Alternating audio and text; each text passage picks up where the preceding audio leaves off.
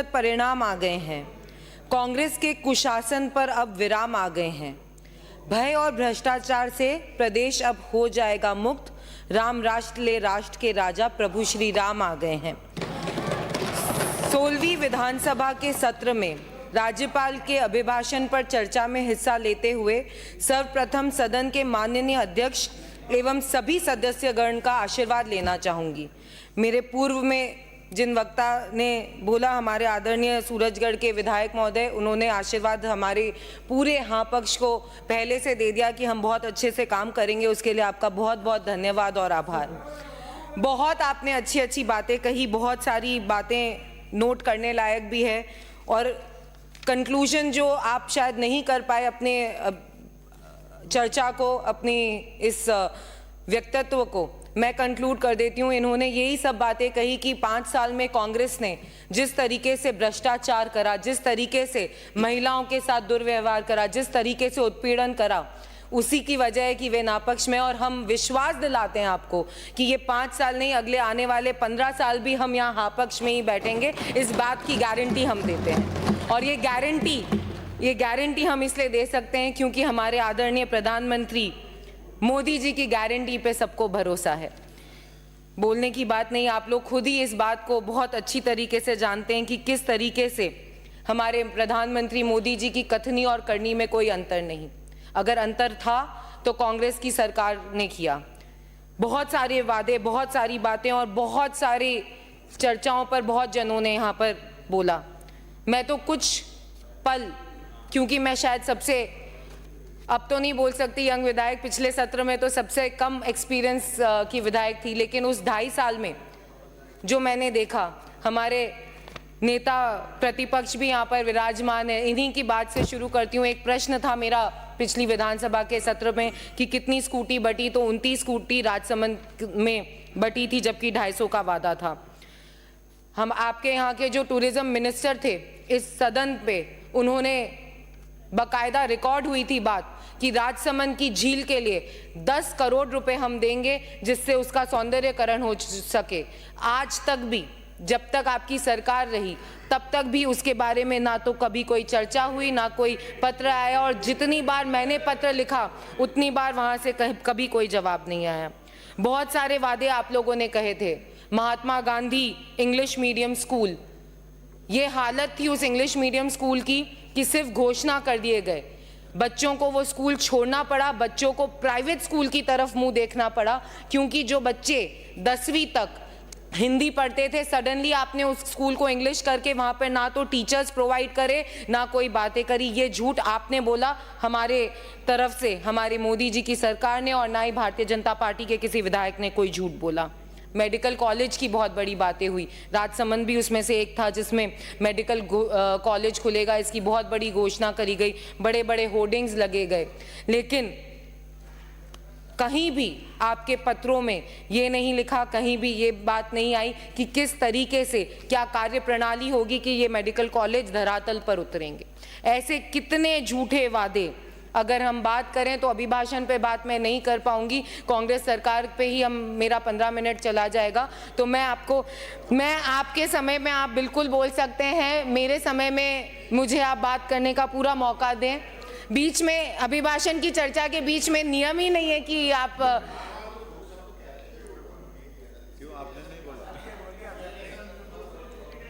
झूठ को तो झूठ ही बोलना पड़ता है, बार बार असत्य बोले, ठीक है, असत्य बोलते हैं, असत्य। मैंने आपको कहा कि मैं तो छोटी हूँ, आप लोग जैसा सिखाएंगे वैसा जरूर से अच्छी स्टूडेंट की तरह सीखूंगी। झूठ को अब से असत्य बोलेंगे। तो आप लोगों ने क्योंकि इतना असत्य बोला है कि आप लोगों को ये वोकैबुलरी में पूरी अच्छी तरीके से फिट है कि ये असत्य वर्ड अब हमें नहीं बोलना है।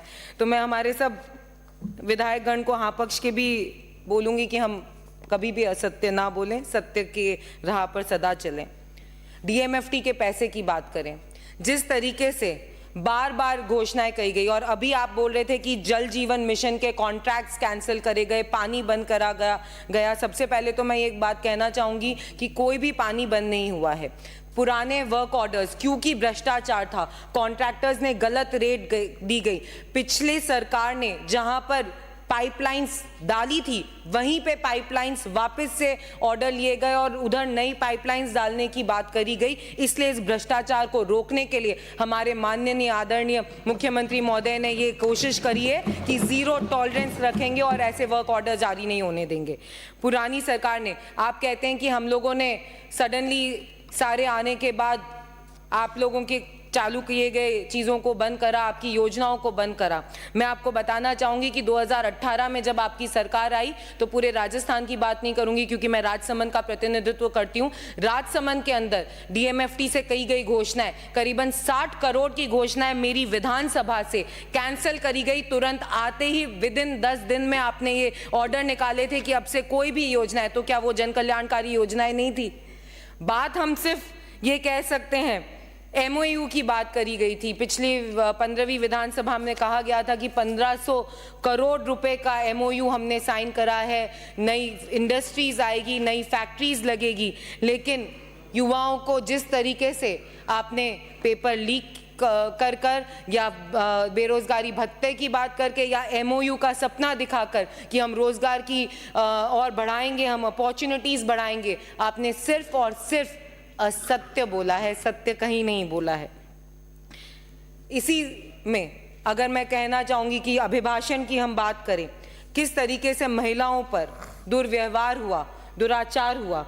हमारे प्रधानमंत्री मोदी जी ने जब से वे प्रधानमंत्री, प्रधान सेवक के रूप में इस देश की सेवा कर रहे हैं, उनकी गारंटी पे जनता को भरोसा क्यों नहीं हो? क्योंकि उन्होंने आते ही सिर्फ और सिर्फ महिलाओं के लिए नहीं, हर वर्ग के लिए उन्होंने अच्छे काम करे हैं, हर वर्ग के लिए नई योजनाएं लाए हैं जिनसे उनकी जीवन बहुत अच्छे से बीत सके।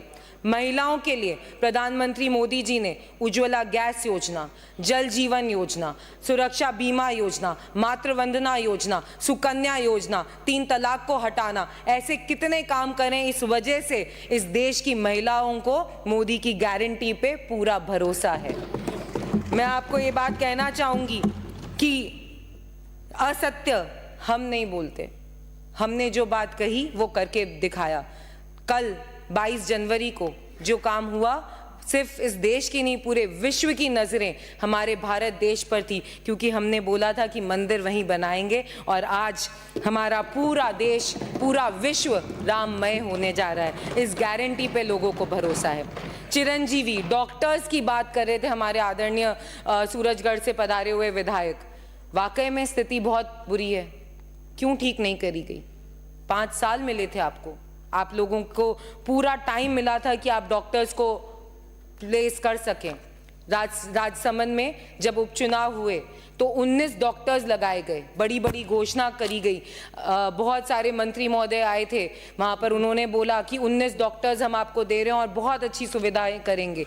वो डॉक्टर्स धरातल पे, उसमें से एक डॉक्टर ने ज्वाइनिंग नहीं करी। 17 डॉक्टर्स तो कभी आए नहीं, 2 डॉक्टर्स कंटिन्यूसली डेप्यूटेशन पे रहे और स्थिति वहीं की वहीं थी। तो मौका तो आपको जनता ने दिया था, इस राजस्थान की जनता ने दिया था, लेकिन सिर्फ और सिर्फ बात करने से काम नहीं चलता, काम करके दिखाना पड़ता है। इसीलिए मोदी की गारंटी पे सबको भरोसा है, क्योंकि काम करके दिखाया है तो भारतीय जनता पार्टी ने दिखाया है और भारतीय जनता पार्टी के कार्यकर्ताओं ने और उनके मंत्रियों ने और उनकी सरकार ने करके दिखाया है।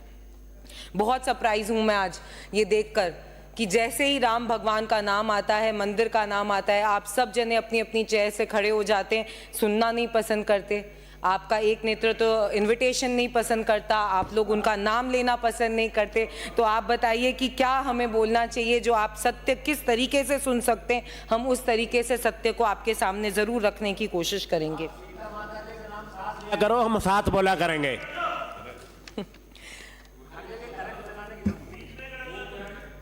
कोई बात नहीं, वो क्या होता है ना कि ये क्या है, वो मंत्रा जी ने मना कर दिया था कि वो राम जी के कार्यक्रम में नहीं जाना है। ये मंत्रा जी की टीम के लोग हैं ना, इसलिए मना कर दिया था, इसलिए नहीं गए।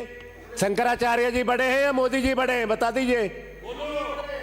हम शंकराचार्यों को मानते हैं जो कब से इस परंपरा को चला रहे हैं। मेरे समय में जो धर्म के प्रतीक हैं, अभी हम उन शंकराचार्य को मानते हैं। नेता मोदी को आप पूछो, हम शंकराचार्य को पूछते हैं। और ये नियम का मंत्री नियम का उल्लंघन है। सबके विराजे माननीय मंत्री जी, माननीय विराजे नहीं तो क्या है? अभिभाषण पे बात करते हैं, सरकार पे। मैंने आपको कहा ना कि राम भगवान का नाम आते ही इन लोगों को पता नहीं अलग से इनके भाव अलग हो जाते हैं। कोई बात नहीं, हम सरकार की बात करेंगे, आपके काम की बात करेंगे। मोदी जी ने ये बात सिर्फ कही नहीं, करके दिखाई कि भारत आज 5वीं सबसे बड़ी अर्थव्यवस्था है और आने वाले दिनों में 3री सबसे बड़ी अर्थव्यवस्था होगा। और कांग्रेस की सरकार ने, जब आप 2018 के अंदर आए थे तो करीबन आपके ऊपर सरकार पे 3,110 अरब रुपए का कर्ज था, और जो विदाई के समय आपने बढ़ाकर 5800 अरब रुपए का कर दिया है। ये आपने किया, और हमारे मोदी जी निरंतर ये प्रयास करते रहे हैं कि हम किस तरीके से आखिरी वर्ग के माननीय आपके सदस्य मौके आपको मिलेगा। विधायक साहब, आपका भी टाइम पूरा मिलेगा। आई एम श्योर आपकी पार्टी आपको, अब ज्यादा लोग तो आपके यहाँ पर भी बोलने वाले नहीं है, तो आपको अच्छा समय मिलेगा, मुझे यकीन है इस बात का। पर मैंने आपको कहा ना कि आप मेरे टाइम में क्यों विराजे वृद्धि बढ़ोगी, आप बताओगी तो। सभापति महोदय, मैं आपसे बात कर रही हूँ और यहाँ से सीधे सीधे नियमों के उल्लंघन हो रहे हैं। फिर आप बताएं कि किस तरीके से ये इन लोगों ने अभी सिखाया कि आपकी वोकैबुलरी ऐसी होनी चाहिए, और फिर वापस डिस्टर्ब कर रहे हैं। जारी रख। सभापति महोदय, जिस तरीके से हमारे माननीय मुख्यमंत्री जी ने आते ही जीरो टॉलरेंस की बात कही कि भ्रष्टाचार में जीरो टॉलरेंस रहेगा, ऐसी योजनाओं को उन्होंने सिर्फ बोली नहीं, करके दिखाया है। प्रशासन को, पुलिस डिपार्टमेंट को किस तरीके से उनको काम करना चाहिए उस बारे में निरंतर काम हो रहे हैं, और ये सरकार जानती है बहुत अच्छी तरीके से। ऊर्जा की आत्मनिर्भरता की बात करना चाहूंगी। बिजली एक बहुत बड़ा समस्या था पिछले 5 वर्षों में, किस तरीके से किसानों को बिजली नहीं मिल पाई, और इनके वादे, एक और वादा झूठा नहीं था, असत्य था। किसी भी प्रदेश का विकास और वहां के निवासियों का जीवन स्तर अगर सही करना हो तो ऊर्जा को उपलब्ध कराना चाहिए, और उसकी उपलब्धता को निर्भर बात आप बिराइए प्लीज आप बिराइए, ऐसे पॉइंट ऑफ ऑर्डर थोड़ी होता है। आप बिराइए प्लीज। कुशल प्रबंधन, भ्रष्टाचार पर अंकुश, अक्षय ऊर्जा क्षेत्र का विस्तार से निश्चय ही। माननीय सभापति महोदय, मैं प्रस्ताव करता हूं सदन का समय राजसमझ से आने वाले माननीय सदस्य का वक्तव्य समाप्त होने तक के लिए बढ़ाया जाए। सदन का समय बढ़ाया जाए। बढ़ाया जाता है। चलो, सदन का समय बढ़ाया गया मुझे जब तक माननीय सदस्य अपना अभिभाषण खत्म नहीं कर। बहुत बहुत धन्यवाद आपका, 3 घंटे। ठीक है, बिल्कुल, बहुत बहुत धन्यवाद, आभार आप सबका।